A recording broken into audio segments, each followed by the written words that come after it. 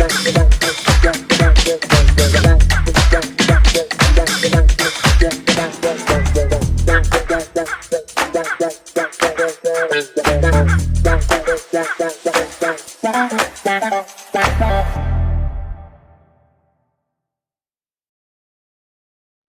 everyone. Welcome to another episode of Memalytics. And today I've prepared a very nice presentation for you. Upon my reflection on my last video, I figured that this would be the best way to approach this topic. That way it's easy for you to follow along in the discussion. Okay, I will pull that presentation up right now and we will begin. So today we will be discussing, is transitioning a team function? And for many of you that have taken coaching courses in the past, you probably have heard of this term, team function. And for some of you that haven't taken a coaching course before, that's okay. Because during the presentation, we will discuss what a team function is. That way everyone's on the same page and that has the same understanding of what a team function is. And then we will begin to question transitioning's place as a team function. So to start, as we did last time, we have to remember that there's this overarching reference, which is the game, and that will always be the starting point. So football is the what. So again, this is the overarching reference. This is what we are doing. And the purpose of the game is to win.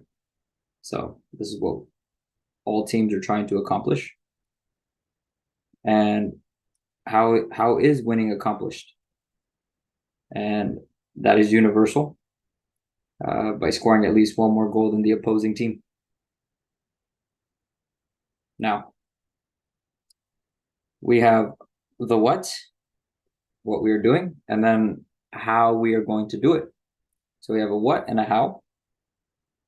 But the how can also be a what to something else. So to start off, again, football is a team sport. So an individual cannot win by himself. It requires a team. So always keep that in your thinking. And how does a team go about winning a match? And a team is performing within team functions, and these team functions have a task. So the team functions is the what, and the team task is the how of the team function. And the team function is the how to football, trying to win, the objective of football.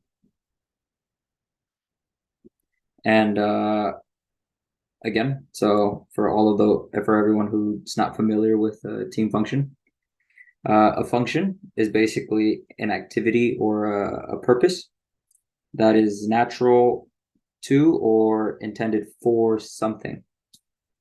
So the team function has a purpose, and it's intended to accomplish something or to contribute towards something, which is winning the game. So this is a team function. And how many team functions are there? We have attacking, we have defending, and then we have transitioning. And so that is three team functions. However, some people might think that there are four, because they could be attacking, defending, transitioning from attacking to defending, and transitioning from defending to attacking. So there's three, and then there's four. And it's very strange how everyone plays the same sport, but we can't agree on how many team functions there are. Some people say 3, some people have 4, but everyone plays the same game, so this reference should be the same for everybody. So there should be no opinion or debating back and forth. This should be a constant. So, and then also other people like to change the terminology as well. For attacking, some people use in possession, and for defending, some people use out of possession. And this is counterintuitive to the objective of the game, because again, a team function serving a purpose that is intended for something is counterintuitive to, like I said, to the intention of the game. Because when you say in possession, or what is the purpose of the possession? It almost sounds like an objective within itself, which is why it should be attacking, and it should be attacking for everybody, because possession is just an integral part of attacking. So possession is part of something. Yes, you need the ball, so you're in possession of the ball as a team, but you're using this possession to attack, to hopefully score at least one more goal in the opposing team at the end of the match. And then out of possession doesn't really say much. It just means you don't have the ball. Yeah, but when you don't have the ball, you also have to do something else. It's not, oh, we don't have the ball, so yeah, we don't have the ball. We have to defend. You are defending your goal and preventing the opponent from scoring. So it gives more meaning. It gives more meaning to what the team actually has to do within the game. So in possession, out of possession should be out the window. It's an integral part of attacking and defending. So again, this we should have this common language as coaches. It should be universal. We shouldn't be able to change terminology. It should be all the same. Anyways, within these team functions, there are team tasks. So things you have to do within the team function. We have building up within attacking, and we have scoring within attacking. And within defending, we have disturbing the buildup and preventing a goal. We'll go more into detail about why it is not plural. Again, it's an interesting discussion, but I'll just go over it briefly because that is not the topic for today. And transitioning. What is the team task there for transitioning? Yeah, I have no clue, so that's why the question marks are there. Because if it is a team function, then there should also be a team task that goes along with it. Okay. To make it even easier, we will have this diagram. It's a very nice image, just to easy visualization for you. So we have attacking as our team function, or as a team function. And the team function intention, so why we attack, is to score a goal, or goals, multiple goals. And it will be represented by the plus signs because you are in possession of the ball. So possession, again, integral part of attacking. So we have the ball and we are attacking. Again, team task, we have building up. And the team task intention of building up is to create a chance. And again, I'll after I put up the entire image, I will explain why it is not plural, because a lot of people are using plural, using the plural version. But I will describe, or I will explain my reasoning why it is not plural. And then we have scoring, and then the team task intention of scoring is to convert a chance. And now we have defending, which is preventing the opposing team from scoring. And it will be represented by these minuses. So we're out of possession. Disturbing the buildup as a team task. And the team task intention, avoiding a chance. And the team task intention is to prevent. So you're preventing a goal. And then the team task intention is neutralizing a chance. Okay, now I will explain why I use the singular version and not the plural version. In football, whenever you score, unlike other sports like basketball or American football, you only get 1 point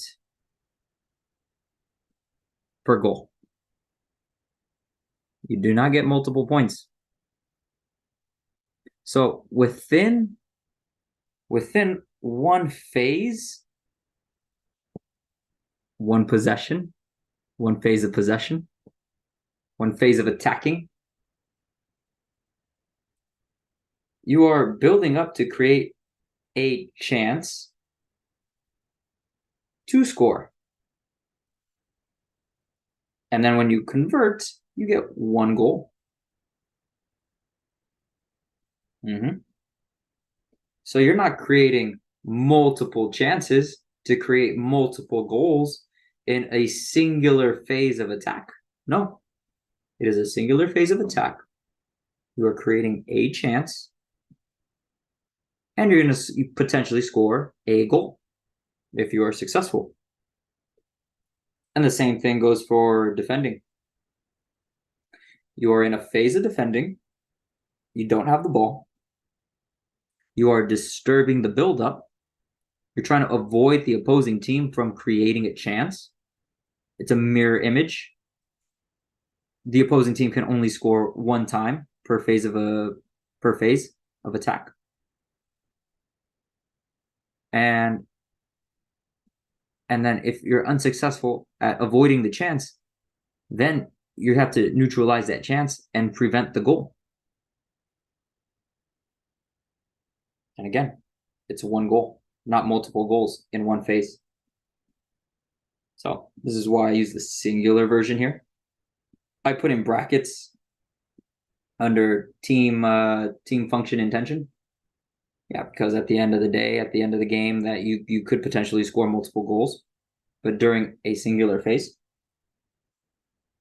you can only score once, and then it starts again.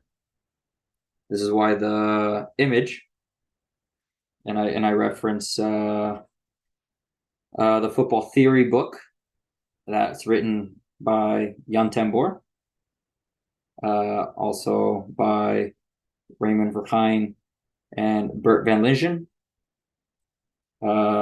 This circular model is to represent continuity, and so there is no beginning and no end, and so it's always it's continuous. It's continuous, and again, this solid line represents 2 equal halves. So one team always has to have the ball, and one team is not always has to, but is always going to have the ball. So is always going to have the ball by definition. And one team is always gonna not have the ball by definition. So they are a mirror image of each other, and they are equal halves. They're equal halves, and they're each other's counterparts. And so that's what the solid line is, dividing these halves. And this dotted line going across is separating the team task. And you can flow it's open, so the line is open. You can go into one or the other. So when you're building up, you have a chance and you can possibly convert, and no.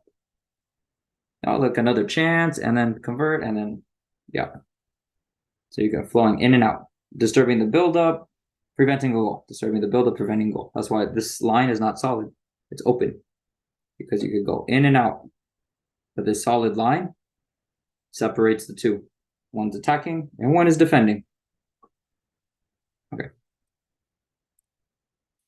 So now our main topic, transitioning, which is, as of right now, is a team function.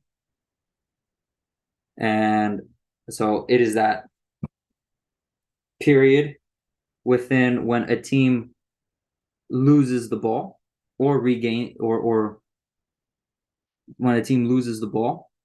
Yeah.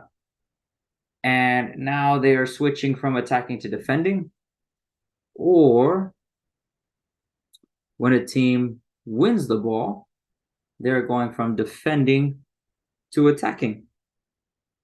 So that is transition. And that is transitioning, represented by that arrow. So it's going from defending to attacking, attacking to defending. Again, the circle is continuous. So there's continuity in this diagram, and this is basically football. What happens in football in an image, in one diagram. This is what's always happening by definition. Okay. So during team functions, what football actions are players performing? And during attacking, players are performing attacking football actions. For example, passing, dribbling, shooting, etc., etc. When a team is defending, players are performing defending football actions. So pressing, covering space, covering pass line, etc., etc. And what about transitioning? Transitioning football actions? Yeah. Are there any transitioning football actions? Because in order for there to be a transitioning football action, which I've never heard of one, and if you have an example, please share in the comment below, because I would love to hear it. But in order for something to be a transitioning football action, there has to be it has to have its own characteristic that's unique to the team function. And there's none I can think of at this moment that is unique to transitioning, because you can pass in transition, win the ball back, and attack.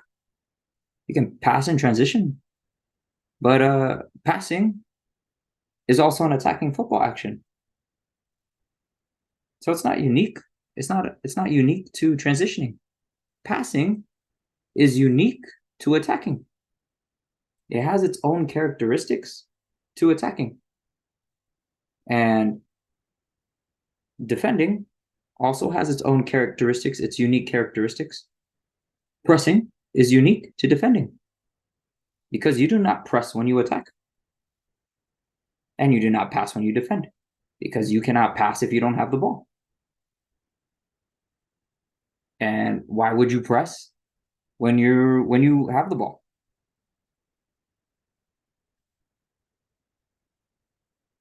So for there to be a transitioning action, it needs to have its own characteristic that's unique to it. Or else you're going to have one word with two different meanings. So when we speak, I could have a conversation with you, and I could speak about passing all day long. And you might think I'm talking about attacking, but I was actually talking about transitioning. And you can see how this could be confusing and how detrimental this could be uh, in the football world. And you talk past each other because the language is inconsistent. There's no universal language, which is another problem. And so this word needs to have one meaning, and transitioning, as of right now, does not have any unique football actions that has its own characteristics to transitioning.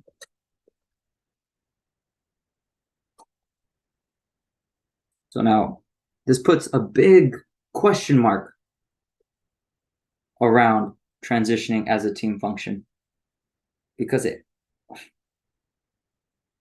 has no unique characteristics to it.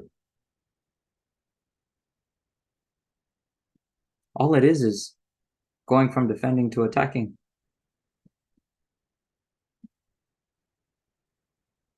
So it's just that little switch. However, okay, like I said, when transitioning, what kind of football actions are players performing? And the biggest question based on the last two slides, are they something else than attacking and defending football actions? So when a team is transitioning, teams are still attacking and defending, and it's not something else. I explain more, and hopefully this makes it very clear. So even during transition, teams are still performing either attacking or defending by definition.